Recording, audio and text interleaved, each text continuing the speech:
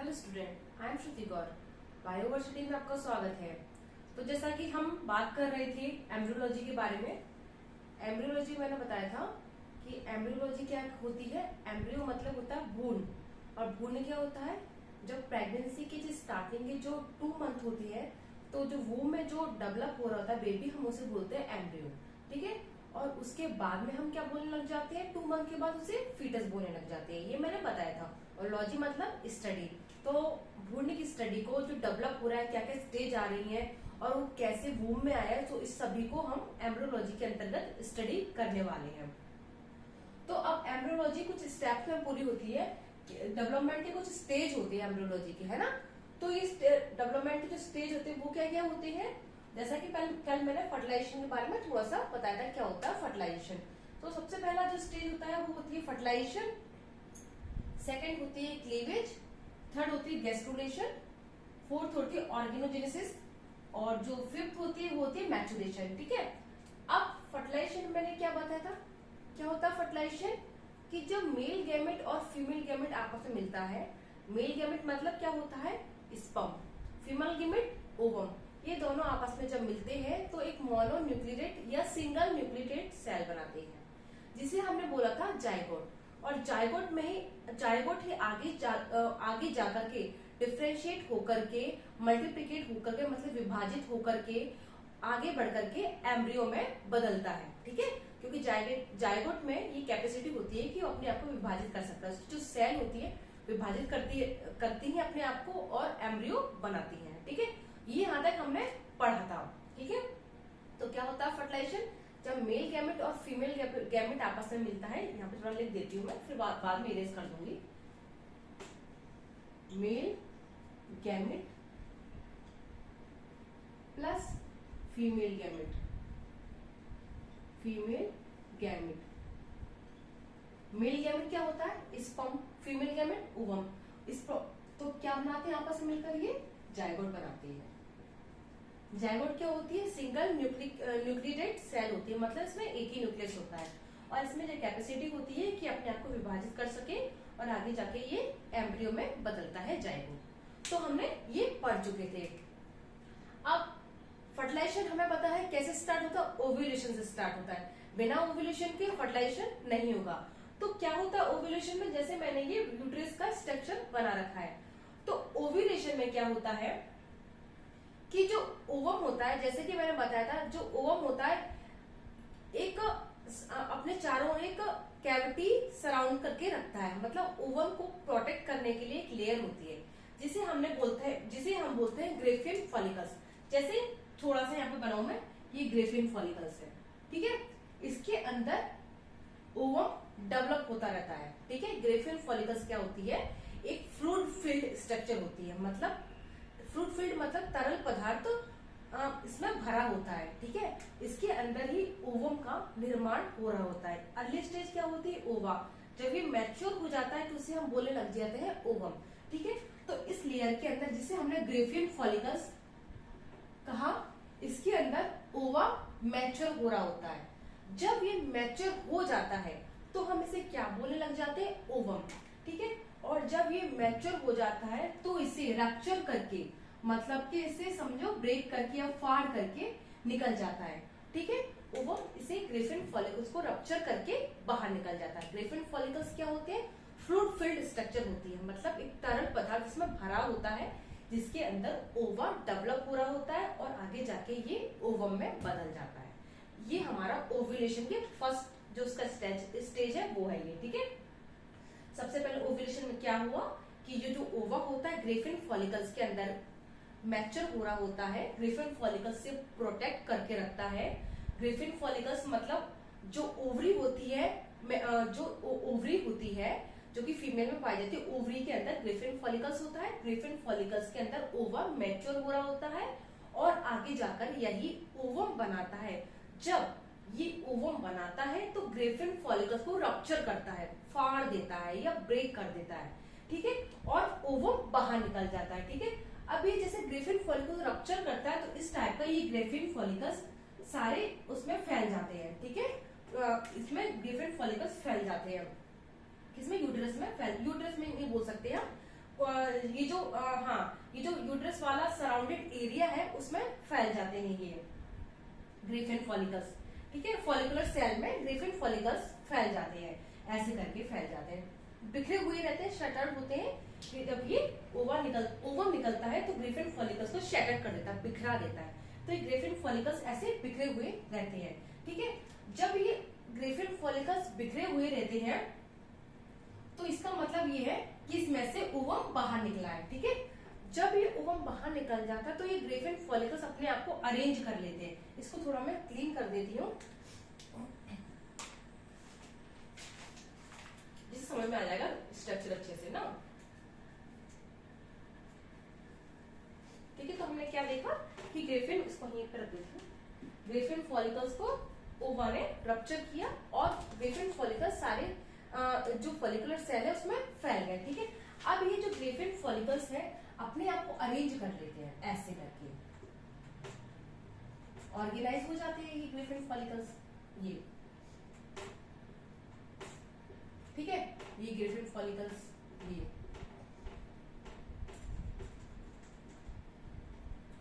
ठीक है। पहले कैसे थे ग्रिफिन फॉलिकल्स, यहाँ वहां ये यहाँ पे ऐसे बिखरे हुए थे। ठीक है, अब ये ग्रिफिन फॉलिकल्स अरेंज हो गए। इसे हमने जो अरेंज ग्रिफिन फॉलिकल्स है उसे हमने नाम दिया कोरोना रेडिएटा। ये जो कोरोना चल रहा है ना तो इसे हमने कोरोना रेडिएटा नाम दे दिया। ऐसा नहीं है कोरोना रेडिएटा, ये हमने नाम दे दिया इसे कोरोना रेडिएटा। इसके अंदर एक लेयर पाई जाती है कोरोना रेडिएटा के अंदर जिसे हम बोलते हैं जोना पेलुसिडा, जोना पेल्यूसिडा। ठीक है, और इसके अंदर ये ओवम हमारा यहाँ बैठा हुआ रहता है। ठीक है, जब अरेंज हो जाते हैं तो फिर अरेंज होने के बाद में ओवम इसके अंदर आ जाता है। ये ओवम आ गए, ओवम के अंदर क्या होता है, न्यूक्लियस होता है। ठीक है, न्यूक्लियस होता है। तो हम बोल सकते हैं जो ओवम होता है दो लेयर से सराउंडेड होता है। सबसे पहले होती है जोना पेलुसिडा और जो सेकंड होती है कोरोना रेडिएटा जो इसे प्रोटेक्ट करके रखती है। ठीक है, अब आगे आते हैं, आगे क्या होता है। अब ये जो ओवम होता है, ये जैसे मैंने बनाया ओवम यहाँ पे, ठीक है, ओवम क्या होता है, ये जो यूट्रस का जो फिंगर लाइक स्ट्रक्चर है ना, ये मैंने बनाया फिंगर लाइक स्ट्रक्चर, इसके द्वारा पिक कर लिया जाता है। इसे हम बोलते हैं पिकअप एक्शन। ठीक है, पिकअप एक्शन क्या होती है, जब यूटेरस की फिम्बराई द्वारा ओवम को पिक कर लिया जाता है, इसे हम बोलते हैं पिकअप एक्शन। जैसे इसने ये पिक कर लिया इसे, ठीक है, इसको इसमें ले लिया, ये यहाँ पे आ गया। ठीक है, अब ये जब फिम्बराई में आ गया ओवम, उसके बाद में ये इसके चौड़े वाला भाग, जो फिम्बराई के आगे जो चौड़ा वाला रीजन होता है, इसमें इसको भेज दिया जाता है।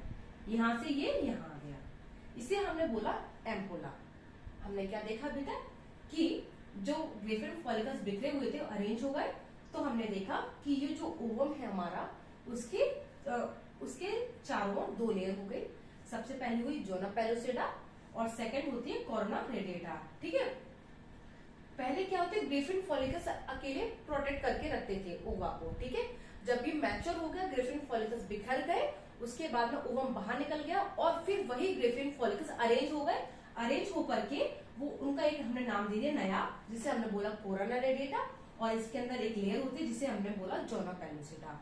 अब ये दोनों मिलकर के इसकी रक्षा करने लगे ओवम की, जो कि मैच्योर ओवम था। ठीक है, ओवा को किसने कवर किया था, ग्रिफिन फॉलिकल्स ने, और ओवम को जोना पेलुसिडा और कोरोना रेडिएटा ने।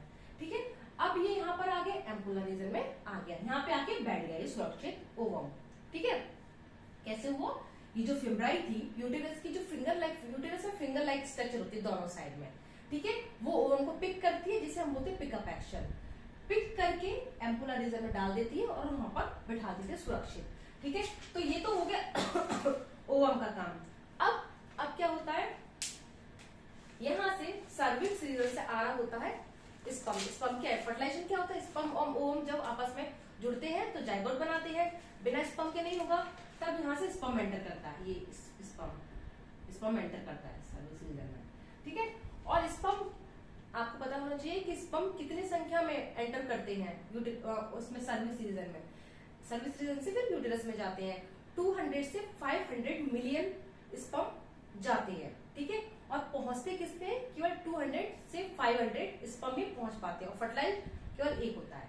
ठीक है, तो इतने सारे स्पर्म जाते हैं।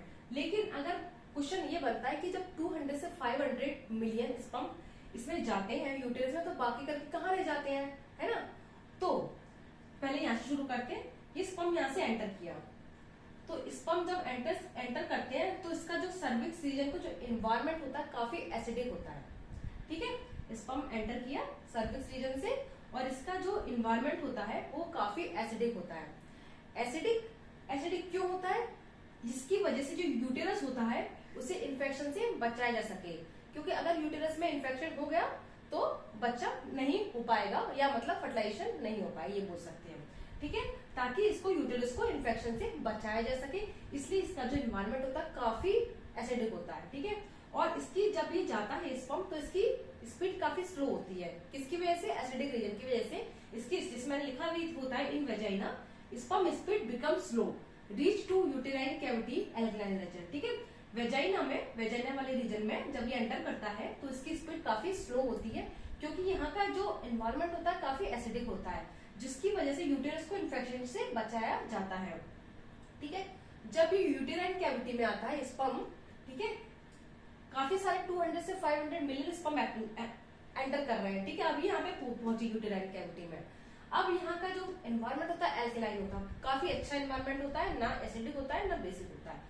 तो क्या होते हैं, जैसे मैंने बताया था 200 से 500 मिलियन स्पर्म एंटर करते हैं, तो सारे के सारे क्यों नहीं पहुंचते, बाकी जो होते हैं वहां पे इनको जब माहौल मिल जाता है चौड़ा तो वहां जाके रेस्ट करने लग जाते हैं, वहीं रह जाते हैं कुछ, और कुछ क्या होते हैं रॉन्ग साइड चले जाते हैं। इनको नहीं पता होता है कि ओम कहाँ होता है, ओम तो इस वाले रीजन में फेब्राइन से पकड़ के एम्पुलर रीजन में डाल दिया है, इसमें तो नहीं है कोई भी ओम, तो बाकी के स्पर्म यहाँ चले जाते हैं। पहुंचते कितने हैं, 200 से 500 स्पर्म पहुंचते और फर्टिलाइज केवल एक होता है। ठीक है, इसलिए बाकी के स्पर्म नहीं पहुंच पाते, क्योंकि कुछ तो यूटेराइन कैविटी का जो एनवायरमेंट होता है माहौल अच्छा होता है, वहां पर रेस्ट करने के बैठ जाते हैं, और कुछ रॉन्ग साइड चले जाते हैं। ठीक है, अब जब ये स्पर्म आते हैं यूटेराइन कैविटी में तो इनकी स्पीड फिर से ज्यादा हो जाती है। ठीक है, क्योंकि यहाँ का नेचर कैसा होता है, एल्कलाइन नेचर होता है। ठीक है, अब क्या होता है, जब स्पर्म ओवम के पास पहुंचता है तो जो मैंने बताया था ना, ये जो कोरोना रेडिएटा होता है, जो ओवम के आसपास जो लेयर होती है, ये भी अकेला स्पर्म, इसमें ये क्षमता नहीं होती कि फर्टिलाइज हो जाए, बाकी सारी चीजें पुश करते हैं सिर्फ फर्टिलाइज करने के लिए। तो जो ओवम के आसपास जो कोरोना रेडिएटा जो लेयर होती है वो एक मतलब बोल सकते हैं हम एक स्मेल क्रिएट करती है, जिसे हम बोलते हैं कीमो अट्रैक्टेंट्स। जैसे हम किसी के घर जाते हैं तो हम परफ्यूम वगैरह लगा के जाते हैं ताकि इन्फेक्शन से ताकि जो इम्प्रेशन है वो अच्छा पड़े। वैसे ही ये जो कोरोना रेडिएटा एक स्मेल क्रिएट करता है। ठीक है, कीमो अट्रैक्ट अपन इसे नाम देते हैं, स्मेल क्रिएट करता है, जिससे वो स्पर्म होता है उसे पता लग जाता है कि हाँ यहाँ पर ओवम है, मतलब एक दिशा प्रदान करने के लिए, एक संकेत देने के लिए कि यहाँ पर ओवम है। तो ये जो कोरोना रेडिएटा एक स्मेल क्रिएट करता है जो कि स्पर्म को बताता है कि इस रीजन में ओवम बैठा हुआ है, तो ये एक स्मेल क्रिएट करता है। अब जब इस रीजन में स्पर्म आ जाता है तो स्पर्म और ओवम के मिलने से पहले भी काफी सारी प्रोसेस होती है, इसको क्लियर करना पड़ेगा मुझे उससे पहले। ठीक है, पहले इसको एक बार हम रिवाइज कर लेते हैं। तो क्या क्या हुआ था कि फर्टिलाइजेशन कहाँ से शुरू होता है, ओव्यूलेशन से स्टार्ट होता है। ठीक है, ओव्यूलेशन क्या होता है, ओव्यूलेशन जब ओवम बाहर निकलता है, ग्रिफिन फॉलिकल्स को फाड़ करके मैच्योर ओवम बाहर निकलता है, तो उस प्रोसेस को हम बोलते हैं ओव्यूलेशन। ठीक है, जब मैच्योर ओवम ग्रिफिन फॉलिकल्स को रैप्चर करके या फाड़ करके या ब्रेक करके बाहर निकलता है तो उसे हम बोलते हैं ओव्यूलेशन। अब जब ओवम निकलता है तो उसके बाद में जो ग्रिफिन फॉलिकल्स होते हैं बिखरे हुए पड़े रहते हैं। ठीक है, अब जब ये बिखरे हुए पड़े रहते हैं तो ये ग्रिफिन फॉलिकल्स बाद में अपने आप को अरेंज कर लेते हैं, जिसको हम नाम देते हैं कोरोना रेडिएटा। कोरोना रेडिएटा के अंदर एक लेयर होती है जिसे बोलते हैं जोना पेलुसिडा। अब ये दोनों मिलकर के इसको ओवम को प्रोटेक्ट करके रखते हैं। ठीक है, अब ये जो ओवम होता है, ये तो यूटेरस की जो फिम्ब्राई होती है, फिंगर लाइक स्ट्रक्चर होती है, जैसे कि पता लग रहा है पकड़ के डाल रही है, ओवम को पकड़ करके एम्पुलर रीजन में डाल देती हैं। इसको हम बोलते हैं पिकअप एक्शन। तो ओवम को अपनी जगह मिल जाती है, अब पहुंचना होता है स्पर्म को उसके पास में। ठीक है, अब स्पर्म आता है वेजाइना रीजन से। जब ये वेजाइना रीजन से एंट्री करता है तो इसकी स्पीड काफी स्लो होती है स्पर्म की। ठीक है, क्यों? क्योंकि इसका एनवायरमेंट होता है काफी एसिडिक होता है वेजाइना का, जो कि क्यों होता है? क्योंकि यूटेरस को इन्फेक्शन से बचाया जा सके। अगर यूटेरस में इन्फेक्शन हो जाएगा तो फर्टिलाइजेशन नहीं हो पाएगा। ठीक है, अब इसमें जैसे ही स्पर्म एंटर करता है तो इसकी स्पीड फिर से फास्ट हो जाती है। क्यों? क्योंकि यहाँ का नेचर काफी एल्कलाइन होता है। अब इसकी स्पीड फास्ट हो जाती है, फिर ये धीरे धीरे करके ओवम तक पहुंचता है, और जो कोरोना रेडिएटा होती है उसे एक संकेत देता है, एक स्मेल क्रिएट करता है, जो कि बताता है कि ओवम एम्पुला वाले रीजन में बैठा हुआ है, जिसे हम कीमोएट्रेंट नाम देते हैं। अब स्पर्म ओवम से मिलने जाता है। अब इसके बाद में क्या होता है मैं बताती हूँ। अच्छा, एक बात और कि जैसे कि मैंने बताया स्पर्म जाता है तो स्पर्म अकेले ओवम के पास नहीं जा सकता, उसमें इतनी क्षमता नहीं होती है। वो अपने साथ एक फ्लूइड फिल्ड स्ट्रक्चर, जैसे मैंने बताया था, ये जो ग्रिफिन फॉलिकल्स क्या होती है? फ्लूइड फिल्ड स्ट्रक्चर होती है, जिसके अंदर हमारा जो ओवम होता है, ओवा जिसे हम बोल सकते हैं, जो मैच्योर पूरा होता है, इसके अंदर होता है ग्रिफिन फॉलिकल्स के अंदर ओवा रहता है। उसी प्रकार जो स्पर्म होता है वो अकेला नहीं जाता है, वो भी एक फ्लूइड फिल्ड स्ट्रक्चर के साथ जाता है, जिसे हम बोलते हैं सीमन। सीमन के अंदर ही जो स्पर्म होता है वो बैठा रहता है, तो वो उसके साथ ही ओवम के पास में जाता है। ठीक है, सीमन के साथ ही वो ओवम के साथ जाता है, ओवम के पास जाता है। ठीक है, सीमन के अंदर क्या होता है? स्पर्म होता है, जो कि ओवम के पास जाता है, जो उसे पुश करता है ओवम के पास जाने के लिए। और जो स्पर्म होता है वो उसका एनवायरमेंट कैसा होता है? वो काफी फ्रूटी होता है, मतलब स्पर्म में फ्रक्टोज होता है, जो कि स्पर्म की स्पीड को और बढ़ा देता है। हम बोल सकते हैं कि स्पर्म की स्पीड कैसे बढ़ती है, क्योंकि इसका जो एनवायरमेंट होता है काफी फ्रूटी होता है। फ्रूटी से हम बोल सकते हैं, फ्रक्टोज से ध्यान रख सकते हैं। ठीक है, फ्रक्टोज स्पर्म में क्या होता है? काफी फ्रक्टोज होता है, जो कि स्पर्म को पुश करता है, स्पर्म को गति देता है, उसको स्पीड प्रदान करता है कि वो ओवम तक जल्दी पहुंच सके। और इस प्रोसेस में टाइम कितना लगता है? Only 5 minute. केवल 5 मिनट में स्पर्म ओवम तक पहुंच जाता है। ये इसकी जो स्पीड होती है काफी फास्ट होती है, जैसा कि मैंने बताया, जैसे इसका एनवायरमेंट होता है फ्रूटी होता है, जो कि इसे पुश करता है, इसकी स्पीड को बढ़ाता है। ठीक है, केवल वेजाइना वाले रीजन में इसकी स्पीड स्लो हो जाती है, लेकिन जब यूटेरस वाले रीजन में आता है तो इसकी स्पीड फिर से फास्ट हो जाती है स्पर्म की। ठीक है, अब क्या होता है? जब ये ओवम से मिलने जाता है तो इसके पहले इसके पीछे भी इसके पहले ओवम से मिलने से पहले 3 प्रोसेस होती हैं, जिसे हम समझते हैं क्या होता है।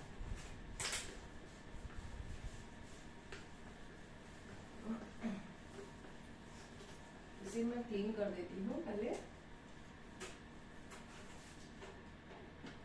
ठीक है, सबसे पहली जो प्रोसेस होती है स्पर्म ओवम से मिलने से, वो होती है कैपेसिटेशन।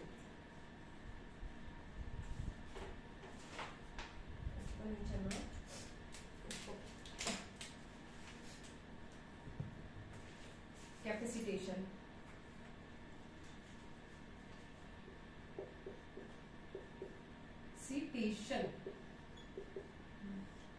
कैपेसिटेशन कैप नाम आ रहा है, मतलब स्पर्म में एक कैप होता है। जैसे स्पर्म का स्ट्रक्चर बनाओ,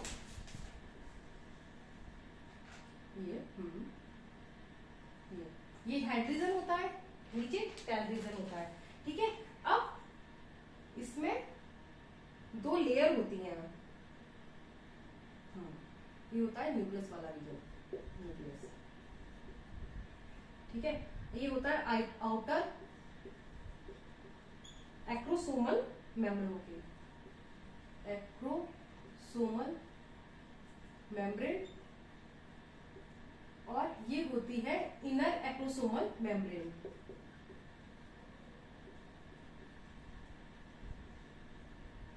सोमल मेम्ब्रेन। ठीक है, स्पर्म का स्ट्रक्चर ये है, ये हेड रीजन है, ये टेल रीजन है। ठीक है, इसमें होता है न्यूक्लियस, जैसे मैंने बताया था, स्पर्म में भी न्यूक्लियस होता है और ओवम में भी न्यूक्लियस होता है। ठीक है, अब होती है स्पर्म जब ओवम से मिलने से पहले एक होती है प्रोसेस कैपेसिटेशन। कैपेसिटेशन क्या होता है कि स्पर्म अपने आप को प्रिपेयर करता है ओवम के साथ, जिससे वो अच्छे से फर्टिलाइज हो सके, या बोल सकते हैं ओवम उसे एक मतलब बताता है कि आपको प्रिपेयर होके आना है।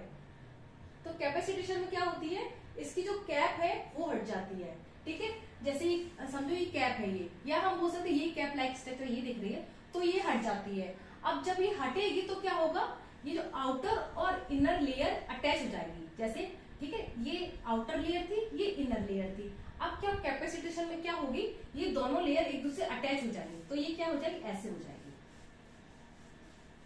इसकी कैप हट जाएगी और जो आउटर और इनर एक्सोसोमल लेयर एक दूसरे से अटैच हो जाएंगी, ये होती है कैपेसिटेशन। अब दूसरी होती है, वो होती है एक्रोसोमल रिएक्शन। ये क्या होती है मैं आपको कल के वीडियो में बताऊंगी, ठीक है। तो सबसे पहले प्रोसेस क्या थी, वो है हमारी कैपेसिटेशन। जब स्पर्म ओवम से मिल रहा है फर्टिलाइज होने से पहले की प्रोसेस है कैपेसिटेशन। कैपेसिटेशन में क्या होती है, स्पर्म एक समझो एक कैप पहने रहता है, तो वो कैप हटती है, तो इसमें जो दो लेयर होती है स्पर्म में, आउटर एक्रोसोमल मेम्ब्रेन और इनर एक्रोसोमल मेम्ब्रेन, ये दोनों मेम्ब्रेन आपस में अटैच हो जाती है और कुछ इस टाइप का ये हो जाता है, ठीक है। अब सेकंड होती है एक्रोसोमल रिएक्शन, उसे मैं कल के वीडियो में बताऊंगी। अगर यहाँ तक कोई भी आपको डाउट है तो प्लीज कमेंट बॉक्स में कमेंट करके बताइए। तो अगर ये वीडियो आपको अच्छा लगता है तो please like share and subscribe कीजिए। Thank you.